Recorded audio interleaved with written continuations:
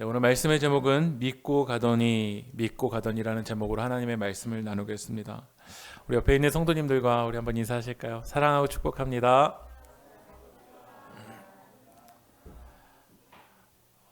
저는 책을 사기 전에 두 가지를 유념해서 봅니다. 먼저는 책 제목이고 두 번째로는 책의 목차를 유념해서 봅니다.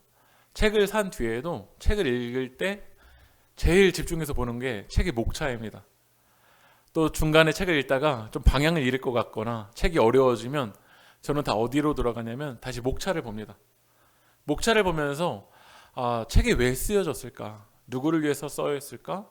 어떤 방향으로 썼을까를 다시 한번 파악합니다.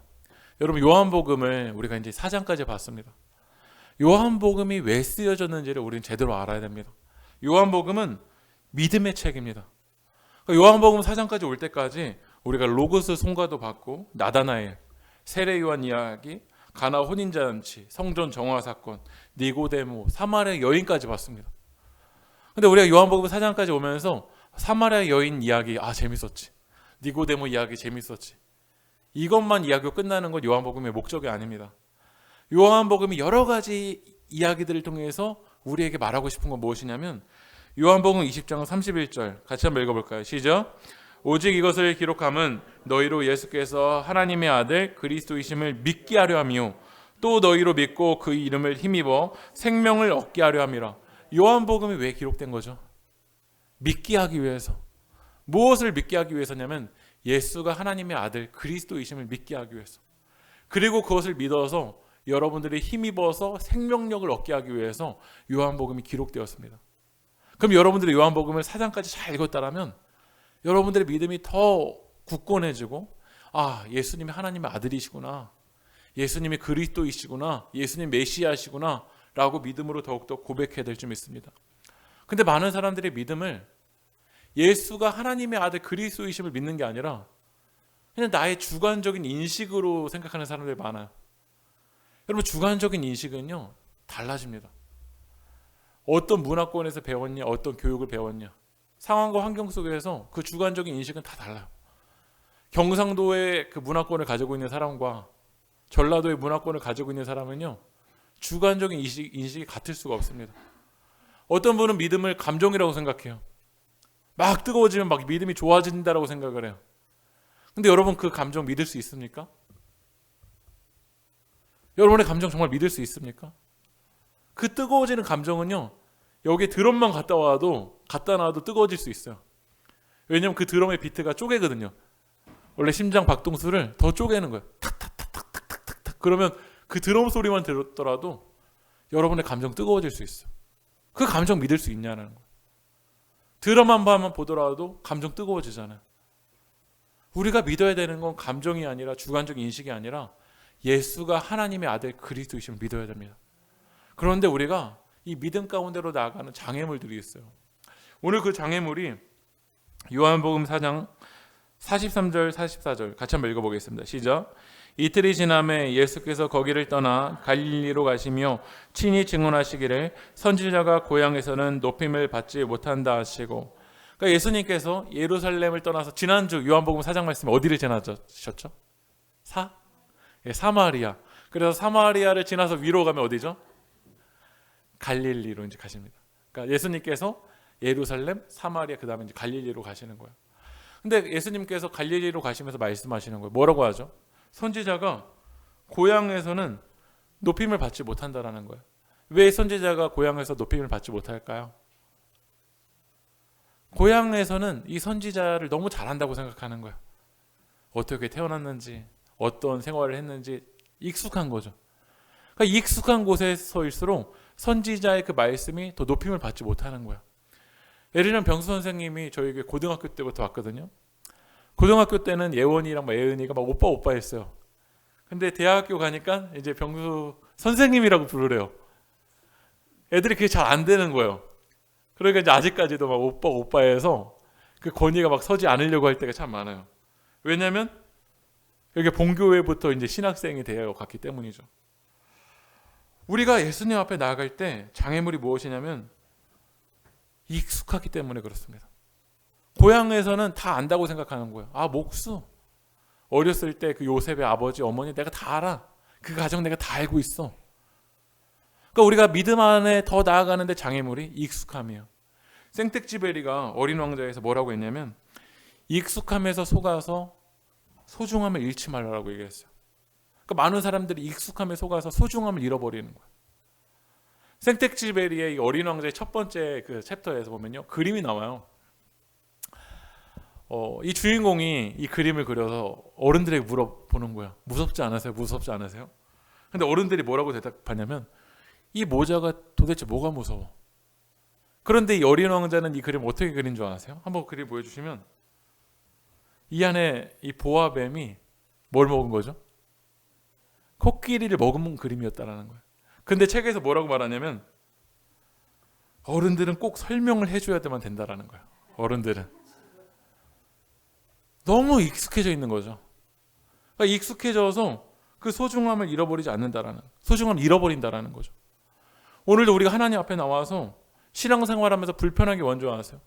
하나님의 뜻일까 뜻이 아닐까가 아니에요. 익숙한가 익숙하지 않은가요? 예배 가운데 나와서도 오늘 찬양의 선곡이 나에게 익숙한가 익숙하지 않은가로 우리는 은혜 받았다 안 받았다 선택합니다. 오히려 여러분들이 은혜를 받는다라면 오늘 예배 가운데 불편하셔야 될 거야. 말씀 가운데 여러분이 불편해야 은혜를 받는 게 맞아요. 근데 내가 생각하는 생각이랑 목사님이 똑같이 얘기해 주셔. 아, 은혜 받았어. 그러니까 나는 다 익숙한 것만 받아들이려고 한다는 거죠. 중앙일보에서 홍대순 그 아서디 리틀코리아 대표가 칼럼을 쓴 걸 제가 읽게 됐습니다. 거기서 이제 솔개 우화 이야기를 합니다. 여러분, 새 중에서 가장 오래 사는 새 중에 하나가 솔개입니다. 수명이 이제 70년이래요. 그런데 이 새가 다 70년까지 살아가는 건 아닙니다. 40년 정도 되었을 때 이 솔개가 부리나 발톱이나 이 날개가 노화가 돼요. 그러면 70년까지 가는 솔개는 그 부리를 어떻게 하냐면 바위에 막 찢는 거예요. 피가 날지라도 이 부리를 막 찧어서 익숙해 있던 그 부리를 도전하는 거죠. 그리고 익숙해 있던 그 부리를 벗어버리고 새롭게 자라나는 그 부리를 통해서 70년까지 자라간다는 거예요.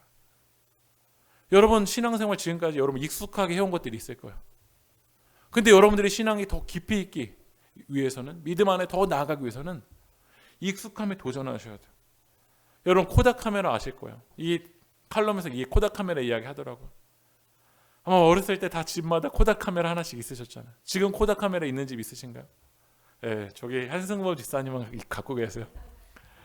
대부분은 아마 코닥 카메라가 어디 있는지도 모르실 거예요. 왜냐하면 디지털로 가고 있는데 그냥 익숙함에 젖어버린 거예요. 워크맨, 소니도 마찬가지죠. 세계 1위였어요. 그러나 익숙함에 젖어들어서 난 1위야. 이 시대가 바뀌고 있는 그 흐름을 잃어버린 거죠. 저는 신앙도 마찬가지라고 생각해요. 우리가 익숙함에 젖어 있어. 과거에 있었던 그 신앙생활에 젖어 있어. 예전에 열심히 했는데요. 예전에 열심히 기도했는데요. 전 여러분에게 물어보고 싶어요. 지금은요? 예전에 전도 열심히 했는데요. 예전에 성경 통독 열심히 했는데요. 지금은요? 지금은? 예전에 성경 통독하고 예전에 기도 열심히 했던 거에 다 익숙함에 젖어 있는 거죠. 그러나 하나님 우리 가운데 말씀하시는 건 익숙함에 대해서 우리 저항하셔야 돼요. 유진 피터슨이 그 길을 걸으라에서 이런 이야기를 합니다. 교회가 최고를 지향하면서 생겨난 폐단 중 하나는 평신도가 구경꾼으로 전략한 점이다. 평신도는 자기 수입의 일부를 바쳐서 교회가 유지되게 도와주고 난 뒤 구경만 한다. 그리스도인은 일주일에 한 번씩 착실한 대회에 출석하여 헌금만 내면 그만인 존재가 돼버렸다. 그러니까 우리 헌금만 내버려서 구경꾼이 되는 거야. 오늘 목사님 어떻게 하는지 그냥 구경만 하고 있는 거죠. 팔짱을 끼면서. 이게 현대 교회의 가장 큰 문제 중에 하나라는 거예요. 우리가 예배를 어떻게 표현하냐면 예배 보러 간다고 표현해요. 예배 보러 가는 겁니까? 예배를 드리러 가는 겁니까? 어느 순간 예배는 쇼잉이 된 거야. 그냥 보는 거죠. 오늘 이 시간 여러분들이 정말 하나님의 살아있는 예배자 되기 위해선 우리 익숙함에 도전하셔야 돼요. 저도 믿음이 깊어질 때를 보면요, 이게 익숙함이 깨어지는 순간일 때더라고요. 저는 처음 아버지 교회에서 신앙생활했을 때도 그렇고 처음 사역했을 때 그리고 두 번째로 사역했을 때도 다 교회에서 청소하시는 분들이 계셨어요. 그러니까 제가 교회를 다니면서 제가 청소할 일은 거의 없었어요. 처음 사역했던 교회에도 관리 집사님이 계시고 다 순번으로 이제 성도님들이 청소를 하니까 제가 청소할 일은 없어요. 근데 교회를 개척하니까 누가 청소해야 될까요? 제가 청소해야 되죠. 네. 처음에는 청소를 하면서 익숙하지 않은 행동을 하니까 짜증이 나더라고요. 근데 저는 이제 지금 5년째 어제도 병 선생님이랑 둘이 청소를 했거든요. 지금 제가 생각한 것 중에 하나 있어요. 누가 목사가 된다고 저에게 찾아오면 저는 그분에게 이렇게 얘기할 거예요. 교회 청소를 한번 100번을 해라. 아니 1000번을 해라. 그러지 않고서는 목사 되지 말라고 이야기할 거예요. 익숙하지 않은 일을 하면서 하나님이 부어주시는 그 믿음이 있어요. 어제는 병 선생님이 교회 청소 중에서 제일 힘든 데가 어딘가 이야기했더니 저 2층이래요. 왜냐하면 2층에서는 서서 청소하기 어렵거든요. 그래서 눕힐 수밖에 없어요. 저도 어제 2층에 청소를 하면서 빳빳하게 서서는 청소할 수가 없어요. 그러면서 뭘 배우냐면 이렇게 낮아져야지. 예수님처럼 낮아져야지. 여러분 구경하듯이 신앙생활하던 그 신앙에서도 믿음이 있겠지만 여러분 익숙하면 한번 도전해 보세요. 주일 예배를 구경꾼으로 오는 걸 여러분 저항해 보세요.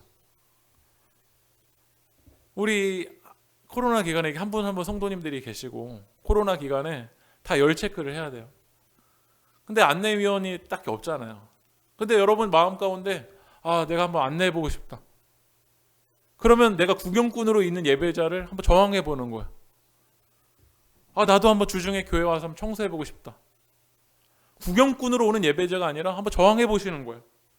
교회 학교 어린이 예배 한번 참여해 보고 싶다.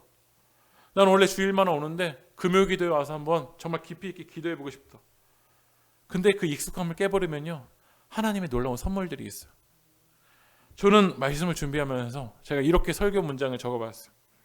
익숙한 일을 하면 익숙한 일이 일어나지만 믿음의 일을 하면 믿음의 역사가 일어날 줄 믿습니다. 다시 말씀드릴게요. 익숙한 일을 하면 여러분의 삶에서는 익숙한 일이 일어나겠지만 익숙한 일이 아니라 믿음의 일을 하면 믿음의 역사가 일어날 줄 믿습니다. 오늘 성경에서 왕의 신하라고 나옵니다.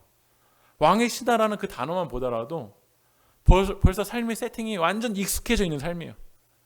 버는 재정도 위치도 안전한 그런 삶이에요. 그런데 오늘 그 왕의 신하가 익숙하지 않은 일을 만나요. 그게 뭐냐면 요한복음 4장 46절 같이 한번 읽어볼까요? 시작. 예수께서 다시 갈릴리 가나에 이르시니 전에 물로 포도주를 만드신 곳이라. 왕의 신하가 있어 그의 아들이 가버나움에서 병들었더니. 왕의 신하는 그의 삶이 익숙한 사람입니다. 재정도 위치도 그의 부하들도 모든 것이 완전 안전해 있는 익숙해 있는 삶을 살아갑니다. 그런데 익숙하지 않은 상황이 만나게 돼요. 그건 뭐냐면 자녀가 병들게 된 거예요. 제일 부모님이 힘든 것 중에 하나가 자녀가 병들어서 죽게 되는 상황이 벌어질 때 이 문제를 가지고 아무리 돈이 많아도 위치가 좋아도 마음 편할 부모님 아무도 없을 거예요. 오늘 이 왕의 신하는 이 익숙함을 내려놓고 이제 이 왕의 신하가 사는 곳이 가나입니다. 예수님은 어디 왔냐면 가버나움에 오셨어요. 가나부터 가버나움까지는 34km의 거리가 떨어진 거리입니다. 그러나 익숙함을 깨버리고 오늘 주님 앞에 나와요. 어떤 분들은 저에게 물어봐요. 목사님, 고난이 하나님의 뜻이에요? 저희 삶이 이렇게 힘든 게 하나님의 뜻이에요? 저는 함부로 건강적인 질병이 있는 게, 경제적인 문제가 있는 게, 가정 안에 관계에 문제가 있는 게 하나님의 뜻이에요라고 함부로 말을 못해요. 여러분도 너무 쉽게 이야기하지 않으셨으면 좋겠어요. 코로나 하나님의 뜻이에요. 너무 쉽게 이야기하지 마세요. 하나님의 뜻 아닐 수도 있거든요. 그러나 그 고난을 만났을 때 그 영혼이 예수와 연결되고 있다면 저는 그 고난은 복이라고 말하고 싶어요. 고난 자체가 무조건 하나님의 뜻이 아닐 수도 있습니다. 그러나 그 고난을 통해서 믿음과 연결되고 있다면 저는 그건 복이라고 말하고 싶어요. 오늘 이 시간 여러분의 삶 가운데 고난과 위기가 있습니다. 그러나 그 고난과 위기가 예수와 연결되고 있습니까? 그렇다면 오늘 우리가 찬양했던 것처럼 헤아릴 수는 없지만 주님의 은혜이고 주님의 복인 줄 믿습니다. 오늘 왕의 신하가 예수님 앞에 나와서 이야기하는 거예요. 예수님, 저희 아들이 지금 죽게 생겼습니다. 저희 아들 좀 고쳐주세요.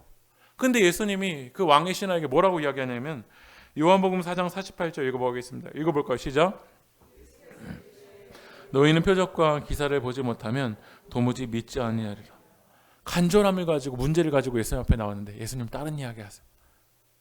너는 도무지 표적과 이 기적을 보지 않으면 나를 믿지 않는다라는 거야. 유진 피터스는 메시지 성경에서 이렇게 번역을 하더라고요. 같이 읽어볼까요? 시작. 기적을 보고 압도되지 아니하면 너희는 믿으려 하지 않는다. 때론 우리도 그렇지 않습니까? 기적을 보고 압도되지 않으면 안 믿는 거야. 여러분, 좋은 리더는 당장의 필요만을 채우지 않습니다. 좋은 리더는 영혼을 살리는 메시지를 전해야 됩니다. 본질적인 문제를 이야기해야 됩니다. 요한복음의 목적이 기적이고 이적이 끝이었다라면 예수님은 이 이야기 하지 않는 게 나아요. 오히려 왕의 신하 고쳐주고 와 이렇게 나왔다고 선교 후원 그냥 제대로 받으면 돼요. 그렇지 않겠어요? 제자들 선교 후원해달라고 하면 되지 않겠어요? 근데 예수님은 오히려 이야기하는 거예요. 도무지 이 기적이 압도되지 않으면 나를 믿지 않는다라는 거예요. 예수님은 그 급한 문제 앞에서 브레이크를 거시는 거예요. 너의 믿음은 무엇에 근거한 믿음이냐는 거죠. 하나님의 말씀에 근거한 믿음인지 아니면 주관적인 인식에, 감정에, 환경에, 상황에, 표적에 근거해서 믿는 믿음인지를 우리에게 물어보시는 거예요. 예수님에게는요, 기적 자체가 목적이 아닙니다. 물이 포도주가 되고 왕의 신하가 낫기 위해서 예수님 오신 게 아니에요. 그래서 요한복음에서는 이 표적을, 이 기적을 뭐라고 표현하냐면 요한복음 4장 54절 읽어볼까요? 읽어보겠습니다. 시작. 이것은 예수께서 유대에서 갈릴리로 오신 후에 행하신 두 번째 표적이니라. 기적이라고 이야기하지 않고 표적이라고 이야기합니다. 표적은 헬라어로 세메이온, 영어로는 사인이에요. 사인. 사인은 무엇이죠? 가르치고 있다라는 거예요. 오늘 아들이 낳는 그 기적을 통해서 뭘 가르치고 있어요? 예수가 하나님의 아들이다. 예수만이 메시아다. 사람들은 예수님 앞에 나올 때 간절함 때문에 나옵니다. 여러분도 교회를 처음 나오실 때 나 예수 믿어야지 그 간절함 때문에 딱 이렇게 나오신 분 계세요? 엄마의 협박 때문에 나왔던지 아니면 간절함 때문에 나왔던지 거의 이런 상황이잖아요. 아니면 태어나니까 난 교회든지 처음부터 나 예수 그리스도를 믿고 싶어요. 이런 믿음은 아직까지 태어나서 본 적이 없습니다. 깐나라기가 태어나서 저 이제부터 예수 그리스도를 따라갈게요. 이런 거 본 적 없으시잖아요. 삶의 상황은 다르지만 우리가 많은 부분 간절함 때문에 예수님 앞에 나올 때가 있습니다. 그러나 간절함으로 끝내는 것이 예수 믿는 본질이 아닙니다. 오늘 이 시간 여러분의 삶에서도 간절한 문제가 있을 거예요. 가정에서 자녀들의 경제적인 여러 가지 간절함의 문제가 있습니다. 그러나 간절함만이 예수 믿는 본질이 아니에요. 더킹이라는 영화를 보니까 거기 무당 굿하는 장면이 나와. 근데 굿을 한번 할 때 얼마 정도를 내고 하냐면 정말 용한 굿은 1,000만 원, 2,000만 원씩 내고 하는 거야. 그럼 가끔 이제 다큐 같은 데서 보면은요 1,000만 원, 2,000만 원 내고서는 그 굿을 할 때 얼마나 간절함으로 이렇게 막 손을 비비면서 하는지 몰라. 계속 떨어요. 막 얼마나 간절한지. 여러분 1시간 예배를 드리면서 정말 이 간절함으로 하나님께 그런 갈망함으로 예배하지 않잖아요.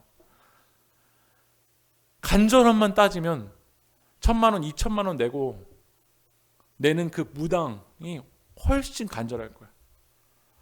그러나 그 간절함은 해결만 되면 다 사라져 버립니다. 건강 문제 해결되면 사라져 버려요. 때로는 수능을 앞두고서도 수능날 막 교회마다 하루 종일 교회에서 기도하는 교회들이 있어요. 대학 가잖아요.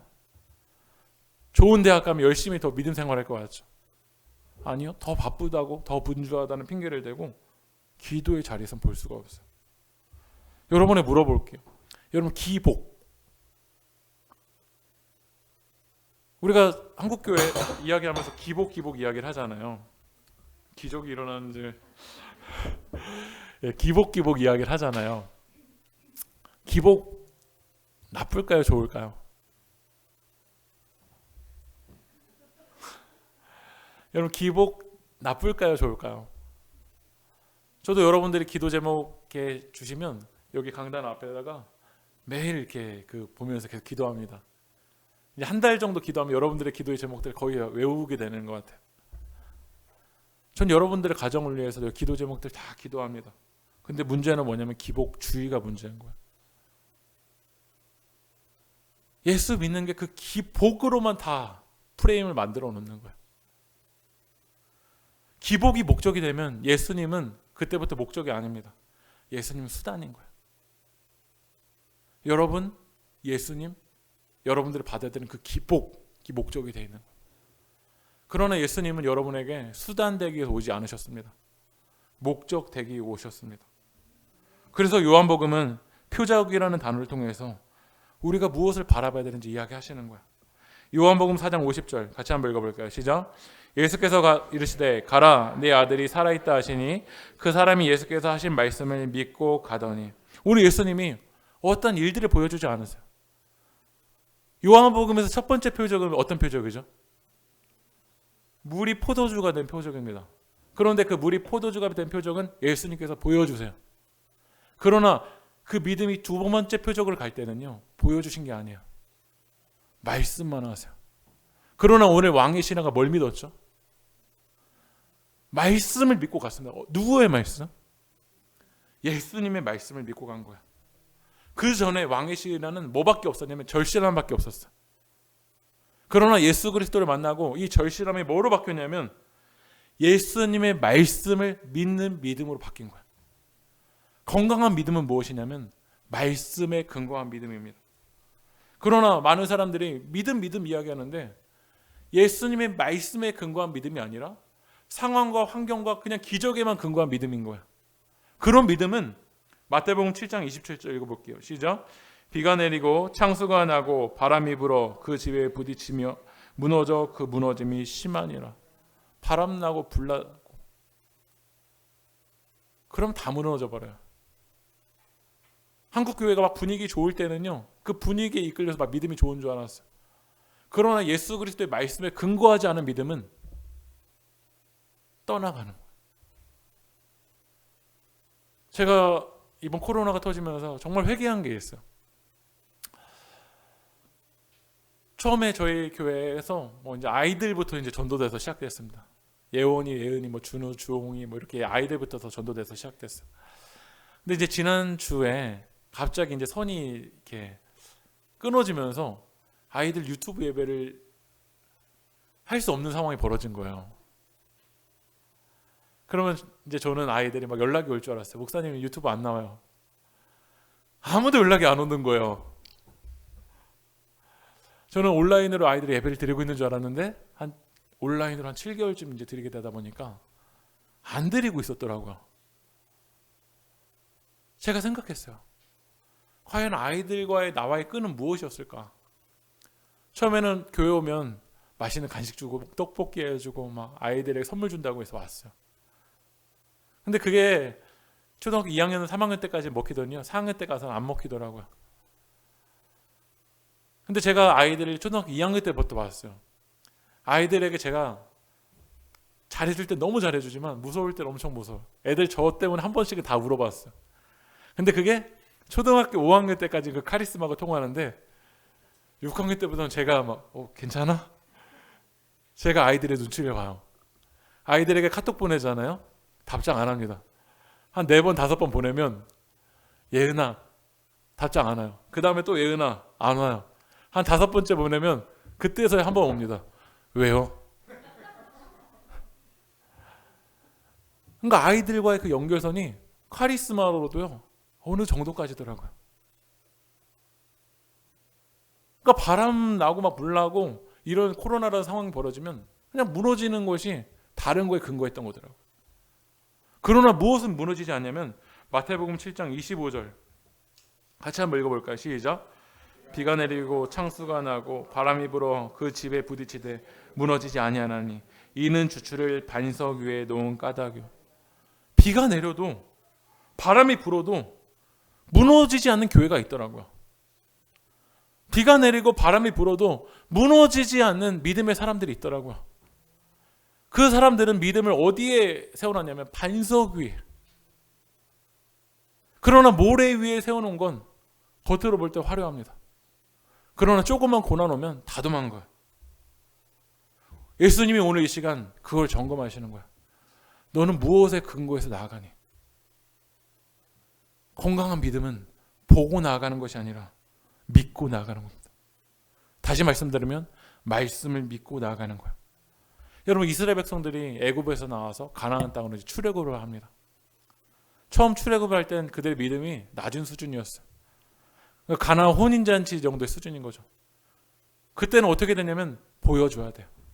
그래서 모세를 통해서 어떻게 하죠? 지팡이를 내리치니까 홍해가 갈라집니다. 때로는 우리들의 삶이 믿음이 연약할 때는 하나님이 좀 갈라주셔야 건너고 싶을 때가 있어요. 하나님 좀 갈라주세요. 그러면 제가 건널게요. 지금은 정말 못 건너겠어요. 그러나 예수님이 우리 가운데 원하시는 건 항상 보고 건너는 게 아닙니다. 홍해는 보고 건넜지만 요단강은 다르게 건너가요. 말씀 한번 읽어볼게요. 여호수아 3장 15절 16절 3장 6절 같이 한번 읽어보겠습니다. 시작. 여호수아가 또 제사장들에게 말하여 이르되 언약궤를 메고 백성의 앞서 건너라매 곧 언약궤를 메고 백성의 앞서 나가니라. 지금 이제 요단강을 이스라엘 백성들 건너가야 되는 거야. 근데 어떻게 건너가냐면 언약궤를 맨 제사장 맨 앞에 가. 다시 말하면 하나님의 말씀이 우리 앞에 가는 거야. 그리고 그 말씀을 따라가는데 15절 16절로 넘어가면 읽어보겠습니다. 시작. 요단이 곡식 거두는 시기에는 항상 언덕에 넘치더라. 궤를 맨 자들이 요단에 이르며 궤를 맨 제사장들의 발이 물가에 잠기. 이거 보세요. 요단강이 지금 어떻게 됐죠? 갈라져 있네. 갈라지지 않았습니다. 갈라지지 않았는데 언약궤를 맨 제사장들이 먼저 발을 내디디라는 거예요. 이제 여러분들의 신앙이 언제까지 갈라진 다음에 건너시겠어요? 하나님의 말씀이라면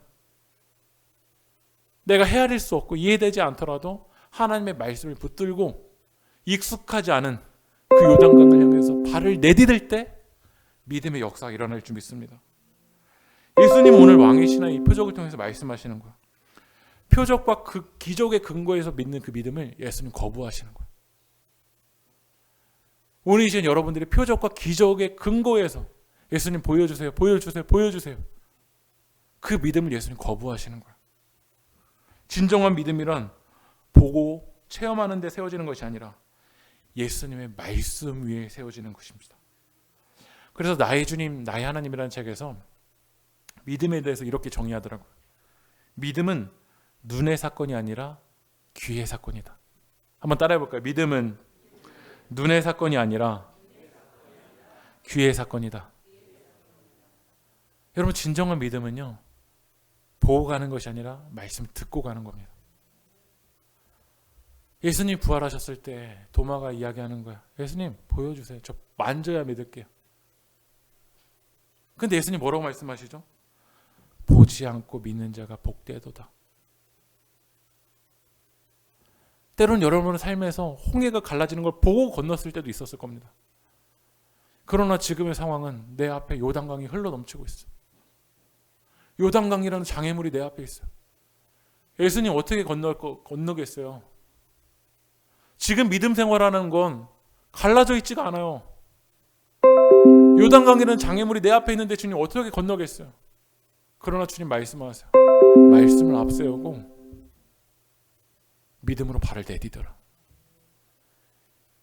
익숙하지 않은 것과 저항할 때, 하나님 말씀으로 저항할 때 오늘 믿음의 역사가 일어날 줄 믿습니다. 요한복음 4장 51절 52절 읽어볼까요? 시작. 내려가는 길에서 그 종들이 오다가 만나서 아이가 살아있다거늘 그 낳기 시작한 때를 물은 즉 어제 7시에 열기가 떨어졌나이다 하는지라. 오늘 왕의 신하가 말씀만 믿고 내려오다가 종을 만난 거야. 종이 이야기합니다. 나왔어요. 아들이 낳았어요. 오늘 왕의 신하가 물어봅니다. 그 낳기 시작한 때가 언제요? 어제 7시요. 그때는 오늘 왕의 신하가 예수님을 만났답니다. 예수님 말씀하여 주신 때요. 여러분, 하나님의 말씀의 시간은요, 하나님의 타이밍은요, 정확합니다. 내 때는 상황과 환경과 감정에 따라서 이리저리 흔들리지만 하나님의 그 때는요, 정확합니다. 그래서 정말 믿음의 사람은 내 때로 움직이는 것이 아니라 하나님의 흐름대로 움직이는 거야. 내게 시간표대로 내가 계획하고 움직이는 것이 아니라 하나님의 말씀의 계획표에 내 삶을 맡겨드리는 거야. 모든 스포츠가 제일 중요한 게 타이밍입니다. 그런데 하수들은요, 열정이 들어가요. 탁구를 할 때도 내 힘이 들어가니까 공이 그냥 막 튕겨 나가는 거야. 저는 축구를 좋아하거든요. 골을 넣고 싶다는 열정이 있으니까요, 열정이 들어가면 공이 독수리 슛으로 나가더라고요. 그런데 진정한 축구 선수는 그 축구의 흐름에 맡겨요. 흐름대로 하래요. 뭔지는 모르겠는데 점점 축구를 해보면서 흐름대로 하는 거구나. 신앙도 마찬가지입니다. 깊어지는 신앙은 하나님의 말씀에 내 삶을 맡겨드리고 그 하나님의 흐름대로 나가는 것인 줄 믿습니다. 요한복음 4장 53절 같이 읽어보겠습니다. 시작. 그의 아버지가 예수께서 내 아들이 살아있다 하신 말씀이 그때인 줄 알고 자기와 그 온 집안이 다 믿으니라. 제가 오늘 말씀을 준비하면서 정말 소원하는 게 있어요. 여러분의 기도 제목이 있지 않습니까? 8월에 기도 제목이 있고 여러분의 삶의 기도 제목이 있는데 그 기도 제목이 나으니라로 끝나지 않고 믿으니라로 끝나는 여러분들에게 축복합니다. 여러분의 삶의 갈급한 문제 때문에 오늘 주님 앞에 나왔습니다. 그러나 그 갈급한 문제가 나으니라로 끝내는 인생이 아니라 믿으니라로 끝내야 됩니다. 세계교회 마찬가지입니다. 오늘 이 시간 여러분의 기도의 제목들이 나으니라로 끝나는 교회가 되는 것이 아니라 믿으니라로 끝나는 교회가 되될 줄 믿습니다.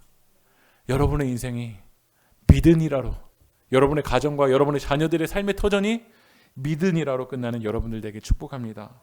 우리 함께 기도하고 찬양하겠습니다.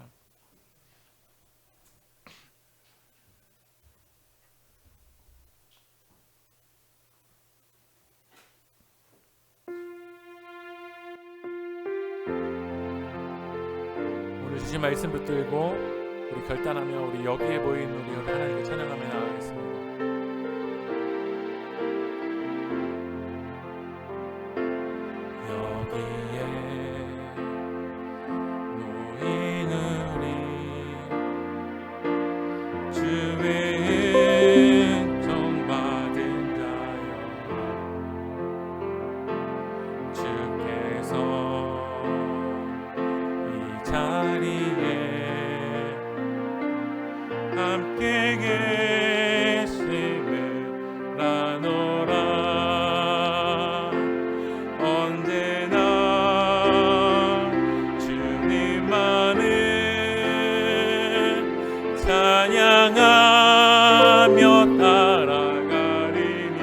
시험을 당할 때도 시험을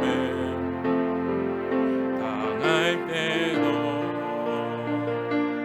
함께 계심을 믿노라. 이 믿음 더 크세라. 이 믿음 더 크세라. 주가 지켜주신다.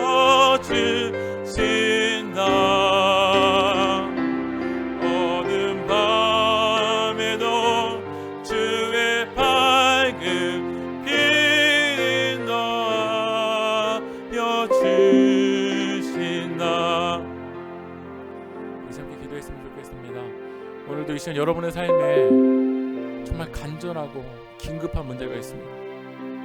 그러나 언제까지 예수님과의 그 관계가 간절함과 그 긴급할 때만 뜨거우시겠습니까? 오늘 예수님이 여러분에게 물어보시는 거예요. 표적에 압도되지 아니하면 너는 나를 믿지 않니? 예수님이 우리에게 원하시는 건 표적과 기적에 근거한 믿음이 아니라 살아있는 예수님의 말씀에 근거해서 믿는 것입니다. 예수만이 하나님의 아들이시다. 예수만이 우리 구원자이시다. 예수만이 길이시다, 진리시다, 생명이시다. 그 하나님의 말씀에 근거하는 믿음입니다. 오늘 이 시간 우리 기도하실 때 주님의 말씀에 근거해서 믿는 믿음 되게 하여 주시옵소서. 우리 믿음이 굳세게 되어 주시옵소서. 우리 믿음이 더욱더 굳건해지게 하여 주시옵소서. 우리 시간 다 함께 기도하며 나가겠습니다. 주 아버지 하나님, 우리 시간 그 하나님의 말씀에 근거한 믿음 되도록 성령님 역사하여 주시옵소서. 아버지 하나님, 우리가 환경과 우리가 상황에만 휩쓸려 있었던 그 환경과 상황에 근거했던 믿음을 주님 내려놓게 하여 주시옵소서. 아버지 하나님, 그 하나님의 말씀에 근거한 믿음 되도록 성령님 인도하여 주시옵소서. 아버지 하나님, 내 삶의 뿌리가 하나님의 말씀 되게 도와주시옵시고 하나님의 말씀에 이끌려서 나아갈 수 있도록 성령님 인도하여 주시옵소서. 하나님, 아버지 하나님, 우리 말씀이 오늘도 부어지는 그 말씀에 근거하여서 아버지 우리가 믿음으로 나아갈 수 있도록 인도하여 주시옵소서. 아버지 하나님, 믿음으로 나아가게 도와주시옵소서. 주님 인도하여 주시옵소서. 주님 우리를 붙잡아 주시옵소서. 주여 성령 하나님 인도하여 주시옵소서. 우리가 하나님의 말씀에 근거한 믿음 되도록 주님 인도하여 주시옵소서. 주여 우리를 붙잡아 주시옵소서. 아버지 하나님 도와주시옵소서. 성령 하나님 도와주시고 아버지 우리를 붙잡아 주시고 우리가 더욱더 주님이 나갈 수 있도록 도와주시옵소서.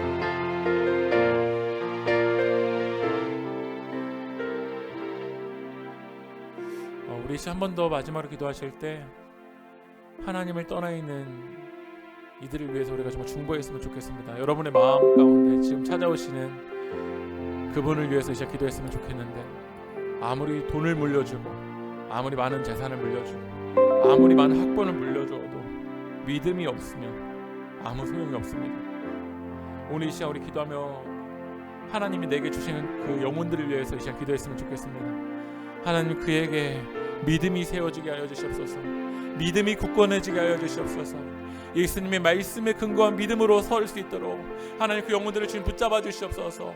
나은이라로 끝맺는 인생이 아니라 믿음이라로 끝맺는 인생 될 수 있게 하여 달라고 우리 함께 기도하며 나가겠습니다. 기도합시다. 주여 아버지 하나님, 우리 하나님 기도하며 나아가며 성령 하나님, 우리가 하나님